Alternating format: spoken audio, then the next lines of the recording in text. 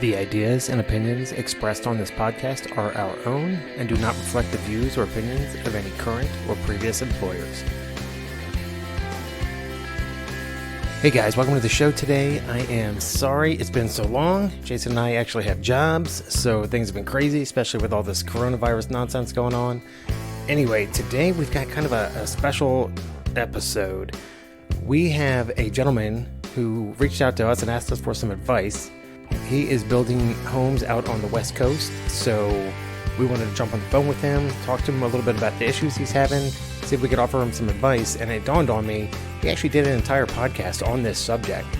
So what I've done is I've recorded a portion of the phone call that we took with Jason and I with this gentleman, and I took a large excerpt from one of our previous podcasts on dealing with clients, difficult clients in particular.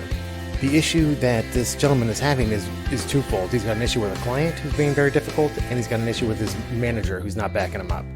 And that is that's a recipe for stress, for sure. So the first portion of this podcast is the actual phone conversation that Jason and I had with this individual, him telling his story and us trying to give him some advice on what to do. Then the second half is Jason and I go a little more in depth into dealing with customers and dealing with managers and just dealing with people in general. The whole thing runs about 35 minutes. Hope you enjoy it. We'll be back with regular podcasts here real soon. Just trying to get over this hump with the coronavirus nonsense. As always, check out buildertactics.com. There's tons of information on there. You can download the manual. There's a ton of information in the manual for sure. Goes to support the show. Also go to truework.com. CMP15 is the promo code. You get 15% off your first order. This stuff's great. Anybody that's bought it already knows it. Enjoy the show. Thanks.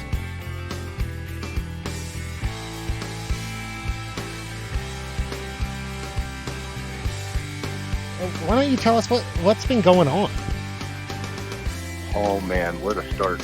So I guess first, before you start, why don't you tell us like what you do and like where you're at, that sort of thing. Residential home builder. I've been doing business in Colorado Springs for close to 25, 30 years now. And right now I'm a project superintendent for them, handling one of the communities that they got going. We've got about 14 communities throughout the city, and we usually do about anywhere between 550 to 600 houses a year. So it's a lot. Cool. Yeah. And then, so we are a production builder, commercial as well. They do dabble around in a little bit of that. It's very small scale. So let's jump ahead a little bit. So you reached out and you said that you had two issues, right? So you had one with a homeowner and then you had one with your boss. Yeah. So talk to us about the homeowner. What's going on with them? This homeowner is, crazy. So I don't know how else to put it, but, some of them are, man, yeah. I mean, it's one of those where you have to set expectations right off the jump, right? Yep. Home start conference for me, or a pre-con meeting, some people call them that. That would take anywhere between an hour and a half to 2 hours for me. Sure. This one took 5 hours. And it wasn't because of the number of selections that she had in there. It was just she couldn't make up her mind with anything. She kept trying to change things. She couldn't remember what she selected at the design studio, blah, blah, blah. Yeah. So, but right off the bat, she was already trying to make a bunch of changes and stuff. And we have a pretty set thing that once you make your selections, that's it. We're not changing anything unless it's something got discontinued or whatever.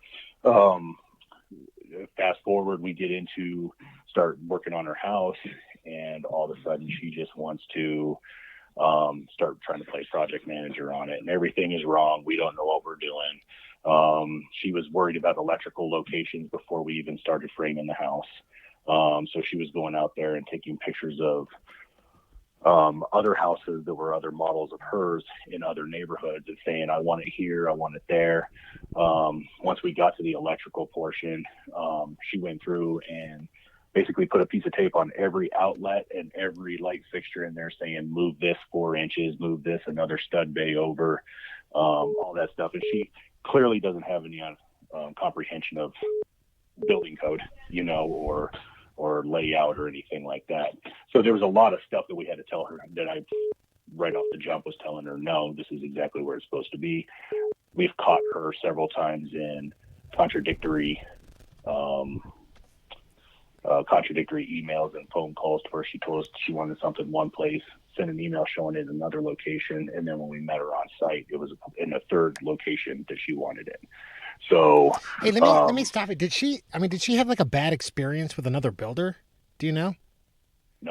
No, and that was the one thing is this is her first. This isn't her first time building a home, but she didn't have a bad experience with the last one that she built. Was it a custom home? I bet you the home builder did.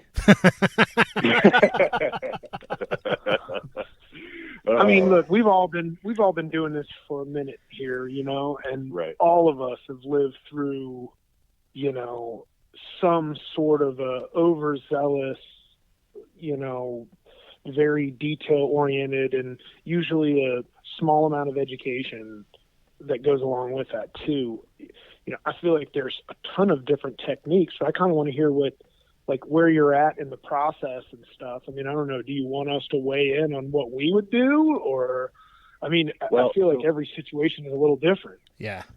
Right. Well, every situation, yeah, I agree, 100%. Every situation is different. The problem that we've had with this lady is myself, the sales staff. We've all been on the same sheet of music the whole time, and we're like, we need to tell her no, because she's one of those, you give her an inch, she's going to take a mile, and she's going to continue down that road. Yep. And what she's doing is she's comparing her house to a model that is under a different plan revision. So a lot of things have changed. Yeah. She thinks she's getting this model that's up there, and she's not. And we're having to go back and that's where things get convoluted, and that's where I'm having the issues with, you know, basically my boss. And it's because he's got the mindset, just give her what she wants to make her happy, because they all worried about survey scores at the end. Oh my God, that sounds familiar. Knowing darn well we're probably not going to get a good survey out of this one, because she's so upset that everything has to keep being redone. But that's all because she's complaining about it. It doesn't look like the model. We've already told her that it's a new plan revision, but then my bosses are coming in and are just saying, just make her happy. There's not enough money or lumber in this world to make this woman happy. They probably just want you to make her happy so they don't have to deal with her, if I had to guess. Well, and that's the thing. Well, and that's the thing, is they've met on site with her before, and that's always the easy answer, right? When you get there, because my boss he's a construction manager, so he's like, he'll come out and he'll be like, oh, just give it to her, just do this, and I try and give him a backstory on it. Doesn't really want to hear it. He's just like, just do it. That's what we're wanting to do. Right. And the sad thing is I've got one house going across the street that is exactly like hers, and 5 others that are up the street. And my fear is like, so now I'm going to get a homeowner that's going to come up and be like, how come mine doesn't look like hers? Yeah, dude. Of course that's what's going to happen. So what I would do if I was you is, and this is something that I insist that my guys do for me so that I can take the weight off their shoulders, because this problem happens from time to time with difficult customers. I would say make a list of the things that they've requested, note in an email, like document it, that you're going to go and, you know, you need permission from your boss to do these 26 things, and, you know, so that it's clearly delineated that you have a plan that shows A, these 26 things they want B, and we're going to do them provided that my boss gives me the thumbs up. And that way, at least, because, you know, look, your goal here is to get out of there, get the house done at a high level, and try to keep them happy. And if that's the only way you can do it and someone's giving you permission, I mean, it's not your company. You know, you don't want to lose sleep over this at night. I would just cover your ass by getting permission in writing. That's a good idea. Okay. So what's the deal with your boss? That would be my biggest suggestion. Is your boss just... you feel like he's just undermining you every step of the way instead of backing you up? Yeah, 100%. I mean, it's like I'll tell the homeowner no. She's not happy with the answer. She wants to speak to somebody else. It goes to him, and he doesn't even look into it. He doesn't even really listen to what you have to say. He's just like, oh, just make her happy. Give her what she wants. And all of the neighborhoods that he's in charge of are all the ones with, you know, our houses start at $500,000 and hit almost 1.2 million in these neighborhoods. And and they always preach, well, it's the price point. These people are paying a lot of money for the house. And it's not the price point. Right. And I'm like, you know what? I said, so I deal with same homeowners at a lower price point in other neighborhoods. We don't give them what they want. So why are these guys getting, they're not building a custom home. It's a production builder, so it's like, if I'm given these set of plans on this job information sheet that says this is what goes in the house and this is the model that goes in, and I build it to that. But basically they're saying if they complain, we can just give them what they want, because they're trying to buy a survey. Yeah, dude, that's it. In my opinion. Here's what I think happened. I mean, and I wasn't there. I don't know the sales manager, but it sounds like, and I'm, you've heard Jason and I talk about setting expectations, but man, if you have specs that don't match your model, it is so important to walk those homeowners through and say, you are not getting this. This is not representative of what you're getting. Like, we have like model disclaimers that say, hung right on the wall that say, you're not getting this. We're building to this, blah, blah, blah. If you want this, you got to pay for it. I don't know if those options are available through your company to be purchased. If they are, I'd say no problem. We'll do this for you. Here's the price, so that you're recouping that cash. But man, it sounds like the expectation with this homeowner either wasn't clear from your sales manager, or she just wasn't listening. Either way. I also like a no, yes, no sandwich for lots of items when we have a difficult scenario. Some of those items on there are probably pretty legit. They see them, they think they're going to get them, they're surprised when they don't get them. Yeah. And some of them are probably fishing to try and get something extra. And you're not going to be able to say yes to everything. Like you said, some of those items might not even be possible. So I would say put the list together, get it to your boss, explain the challenges with the requests that they've made, maybe even include costs on there, and then ask for an approval. I think that look, for the sake of you and your workload, like, you got to get through this house and various other homes, and the only way you're going to be able to do it is to get it done. And it sounds like you've got, a number of items you're probably going to need permission to spend money, and you don't want to be the bad guy at the end of the day once the accountants get the hold of it. Right. Yeah. And I guess what my overall question would be is, what would you guys do in my situation, knowing that you still got, 57 or 56 more homes to build in this neighborhood with this manager, knowing that you're going to probably, out of maybe those 56, we may have 3 or 4 that are going to be just like this person. Dude, how do I set myself up for success, knowing that I'm going to get my legs kicked out from underneath? Dude, I think you need to sit down with your manager and tell him. I mean, that's the one thing that people just don't do. I think I had a manager a while ago that was so honest. I learned a lot from him, because, people be pushing, they would like kind of pussyfoot around things, and they'd be like, well, they'd go to start telling them what happened, but then they would kind of sugarcoat it because they don't want to hurt anybody's feelings.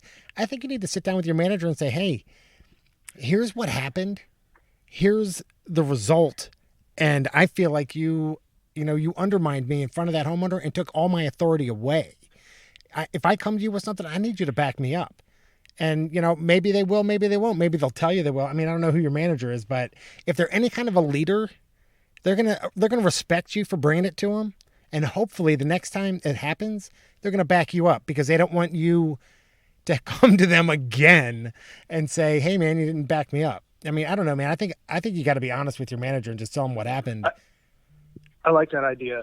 I think that also, bringing up in conversation and the idea that you're worried about the next 50 homes, and that if you set a precedent now, especially with a lady who's already gotten in everybody's head, like, how do I prevent this from happening in the future? And I'd say put some of that onus back on your manager too. Like, hey, boss, you set me up here. Like, I want to do good. Show me how to do good. How are we going to prevent this in the future? Yeah. And just kind of put it back on him. I think that's probably a good plan. At least alleviates you from being the reason why this extra money was spent or this plan was deviated from. Hey, and if I can give you a little bit more advice, I would write it down first. so that you don't leave anything out. So if you set up a meeting with this manager, write all your thoughts down on a piece of paper. And when you're sitting there with them, go line item by line item, because what happens is people forget certain aspects, or they get sidetracked because, it gets heated, or you don't want to hurt somebody's feelings, or vice versa. But if you write it all down, you're methodical about it. You're going to get all your thoughts out. Everything's going to be known. And then after the meeting, I would follow it up with an email. Thanks for taking the time to sit down with me. Here's what we discussed. Here's where you said we were going to go with this. That way you're covered. Next time it happens, you can be like, look, we sat down, man. We talked about it. I even followed up with an email, and these are the things we talked about. And you still, hung me out to dry. So he can't go to his boss and say, well, this guy's just trouble. He's just causing problems. We need to get rid of this whatever guy. he wants. You know what I mean? Right. So no, that's a good point. And that's a good idea to write it down first, because you got to collect your thoughts, man. Probably.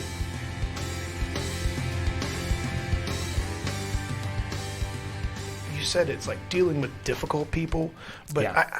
I think that that's a relative thing. Like, dealing with difficult people just means having difficult conversations. Sometimes somebody is great and you have a regular relationship with them, and maybe this time that you're dealing with them is difficult, or maybe they're just plain a difficult person all the time. There's all kinds of people. Yeah, there's lots of difficult conversations that CMs or construction folks have to have on a regular, right? Right. Well, specifically, we're talking about clients today, Okay. because it's funny, man. We build, so currently you and I are building, substantial, very high end homes. Sure. Which is good.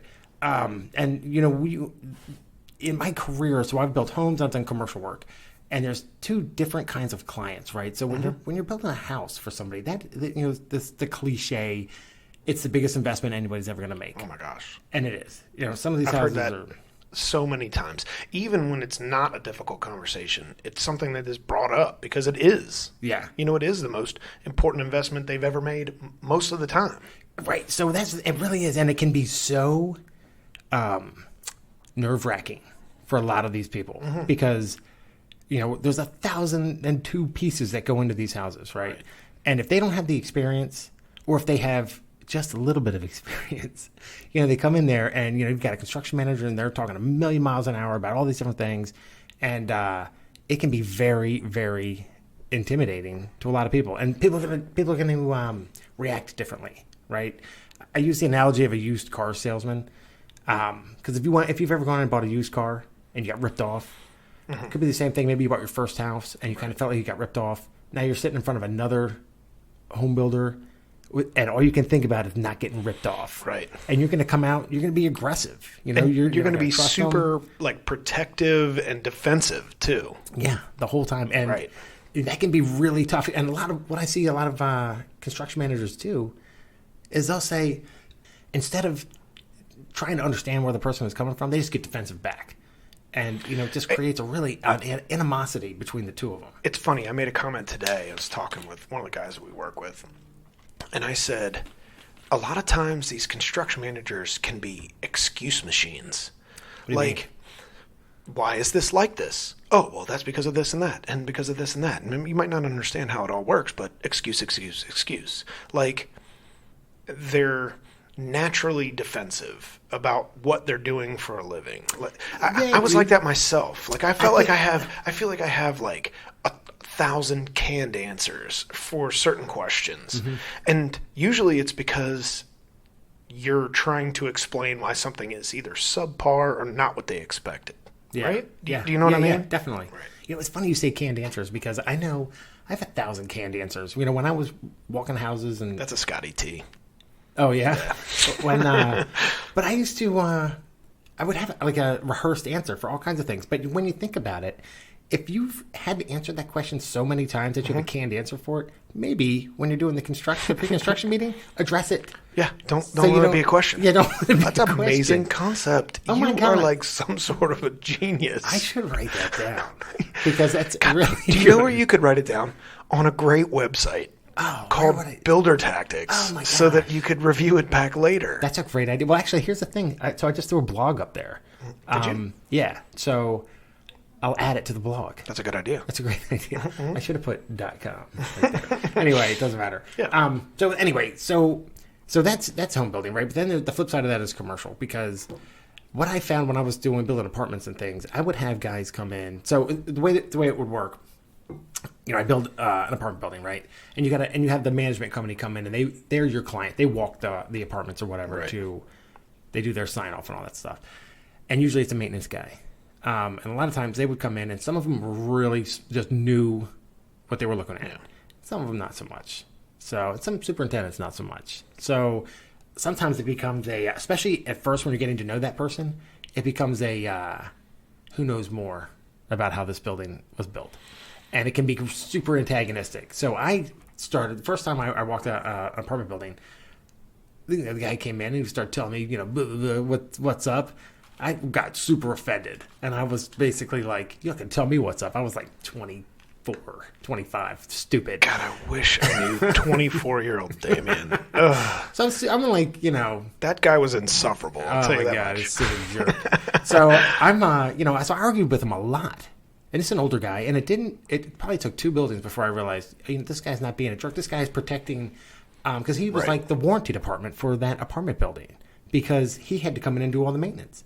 So everything that he was concerned about had to do with the maintenance that he was going to have to do later on down the road. That's interesting. And it didn't dawn on me because I was too busy fighting. Son of a bitch. I know. This son of a bitch. You're not going to tell me. He's going to have to take care of all this stuff when I'm gone. I don't understand why he wants it to be right. Just because it calls for 4 screws and there's only two in there, who cares? So it took me a while. Once I understood where he was coming from, we had a great relationship. He'd come in and say, because I would anticipate, he's going to say he wants this, and this done. I'm going to do it before he gets there. He'd show up and he'd be like, you nailed it. See ya.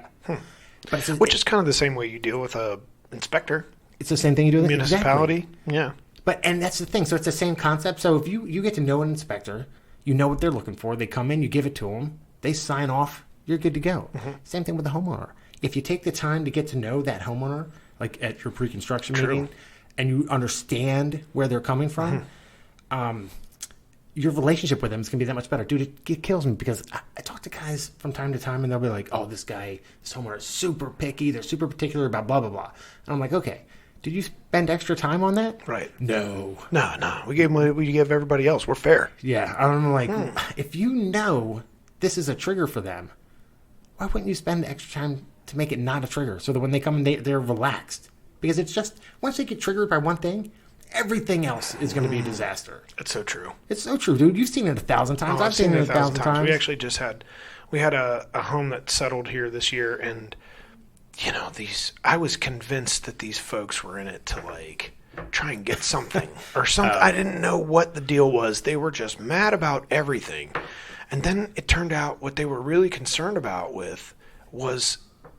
They wanted and this might be really shocking, they wanted us to build them a really good home. What? I know. It's baffling. But baffling. Literally, and it turned out good because we did. And we doted on them a little bit. We gave them the concerns. They even said it. They wrote a letter. They even gave some pushback about things that weren't something that we were going to do and gave good reasons why we weren't going to do it. And what you're asking for is not part of this contract.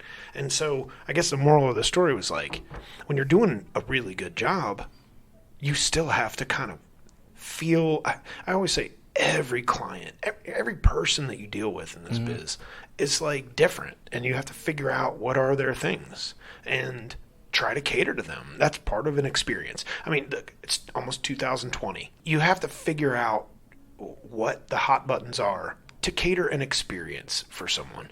Experience is all the rage now. It doesn't even matter about the final product as long as you get there in a way that was a fun ride. It's not the amusement park you're going to. It's how much fun you had on the way there or something.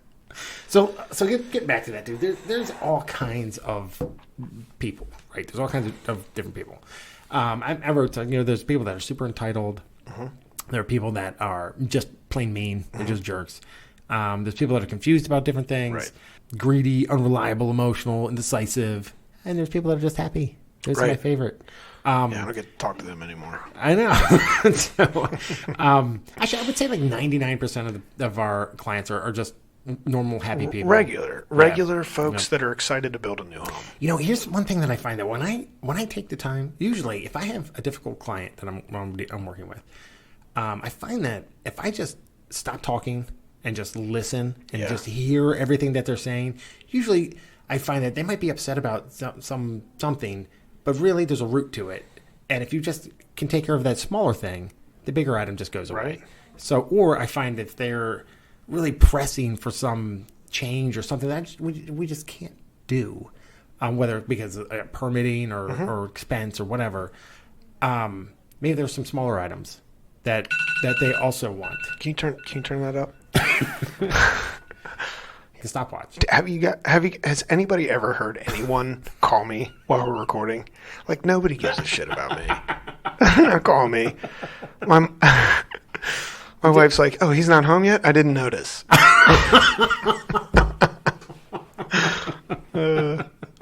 Just kidding, babe. Yeah, but I agree with what you were saying, though, because, look, there are lots of different approaches. You know, I heard someone say that it's tough to set expectations these days, and this is totally Cahill.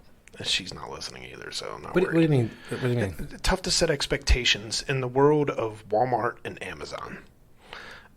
These are companies where you can openly admit that you ordered it wrong. Oh, I gotcha. And they'll just give you your money back without question. And you say, yep, I ordered it wrong, picked the wrong one, sorry that you shipped it to me, send me my money. And they either say, sure, send it back, or they say, just keep it, we'll refund you. And it's like, it almost sets a precedent that it's not, that we can't, as builders, like you can't, we're spending hundreds of thousands of dollars in residential construction on someone's behalf. They give you a fraction of that as a down payment. And then you spend money on their behalf. If they decide that it's not what they want, that's really tough because you're expected to manage costs and timeline and expectations. Your settlement dates don't change. Settlement dates don't change, and when you work for a big company, it's different too because you're promising the company what you're committing to, and when that changes along the way, it's hard to explain all the circumstances, and sometimes those don't matter, and you have to sacrifice for it. But, yeah, man. Well, and it's that creates some of those, those things that you say, frustration and emotional response, and I think you have to set that expectation up front because it's not like on Amazon where you're like, hey, I bought this book, I changed my mind, I want money back. Yeah. In construction, no matter what type it is, once you build something, all of a sudden you're like, no, I changed your mind. Right. Now you're deconstructing and then rebuilding. So it's not as easy as just, oh, you don't like the cabinet? Oh, okay. Well, I guess I'll rip the countertop off and throw it in the trash, and I'll pull all the appliances out and hope I don't damage them, and I'll replace your your cabinets. I'll wait 6, 8, 9, 10 weeks for the new cabinets to come in. I'll throw them in. Then I'll re-template the granite or whatever, and I'll redo the countertops. Then I'll reorder the appliances because I damaged them because I had them in the garage and somebody stole one. It's a much, much bigger deal. True. And, you have a couple of opportunities to set those expectations as a CM. I always say if you meet them before the pre-construction meeting, that's a good time to say, hey, look, I'm your guy. I've done this for years. I've built, tons of homes here. I have lots of happy customers. We've got great satisfaction ratings. I'm going to do what I can for you. I'll tell you like it is. If I can't do something or whatever, and you set those expectations and they gain a little bit of confidence in you, man, it goes a long way, man. I watched the sales manager, and this is a while ago, and they told me this. They were like, hey, stop saying can't. And I was like, stop saying can't? And they're like, no, stop saying can't. What you need to say is I will not, and then explain why. And I was like, what do you mean? And they said, listen, when you say, nah, I can't do that, well, sure you can. Show me the guy that can. Yeah. Right. So he's like, but if you say I will not, or we will not, here's why. Or we won't be able to. With an explanation. Right. He's like, it's just a better way of doing it because then it's not just you personally can't do it. Right. It's the company will not do it, and here's your explanation why. And I watched him do it a couple of times, and I was like, oh. When you say it at first, it sounds a little harsh, but it does sound harsh. I get what you mean, though. I thought the same thing. I was like, I'm not going to say that. It's not like I'm not going to do it because I don't like you. Yeah, it's because there are a bunch of circumstances that prevent me from. Yeah, they're like and I would watch him do it. He would say, no, we will not do that because A, B, and C, and the people would always go, oh, right. And I'm sitting there like, that's it. Right. Just okay, awesome. Yeah. Oh, great. So okay, sweet. And the whole time I'm sitting there like dying in the corner, like, I'll do something else. I'll do anything. So, but it's just in how you do it. And I think setting that expectation up front is super important. And here's the other thing. When there's a problem, so I know a ton of people that will be like, oh, lock the doors. There's a problem in the house. I don't want anybody to find out. And I'm like, no, dude, how about you just call the homeowner or call your client and say, hey, just as FYI, we found whatever. We fixed it. Just want to let you know, because what's worse, you lose credibility so quickly if that client shows up and then starts telling you problems. Right. You look like you don't know what you're doing. All right. Here's a great example of a way that a homeowner loses. That is a great example of how a homeowner loses faith in what you're doing. Quick. And then you end up being Captain Defensive, right? Yeah, man. How many times have you heard, if I hadn't been in that house every day, then none of those things would have gotten done. Mm-hmm. And your CM is going, dude, they're there every day. Mm-hmm. I don't even have a chance to fix stuff before they find it and write a letter, and it's so frustrating. Dude, that's on you. Set the expectation. Yeah, dude. Set the expectation. Look, even when they do, because they will, if you want to be part of that process, I always say it.